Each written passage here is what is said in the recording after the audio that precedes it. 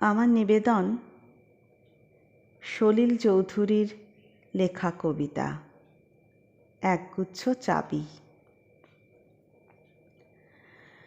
উত্তরাধিকার সূত্রে পেয়েছি শুধু একগুচ্ছ চাবি, ছোট বড় মোটা বেঁটে, নানা রকমের নানা ধরনের চাবি। মা বললেন যত্ন করে তুলে রেখে দে।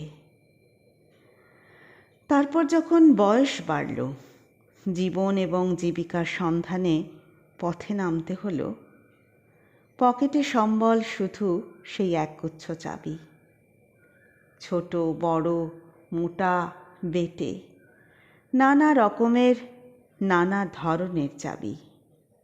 কিন্তু যেখানেই যাই সামনে দেখি প্রকাণ্ড এক দরজা, আর তাতে ঝুলছে প্রকাণ্ড এক তালা।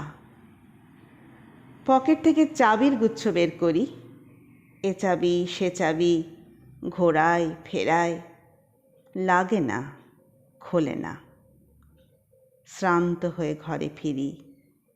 মা দেখেন আর হাসেন, বলেন, ওরে তোর বাবার হাতেও ওই চাবি দিয়ে ওই দরজাগুলো খোলেনি, শুনেছি নাকি তাঁর বাবার হাতে খুলত। আসল কথা কি জানিস, এসব চাবি হলো সততার, সত্যের, যুক্তির, নিষ্ঠার। এসব দরজাগুলো খোলে না। তবুও তুই ফেলে দিস না। তুই যখন চলে যাবি তোর সন্তানদের হাতে দিয়ে যাস এসব চাবির গুচ্ছ। হয়তো তাদের হাতে, হয়তো কেন, নিশ্চয়ই তাদের হাতে একদিন ওইসব সততার, সত্যের, যুক্তির, নিষ্ঠার চাবি দিয়ে জীবনের বন্ধ দরজাগুলো খুলে যাবে, খুলে যাবেই।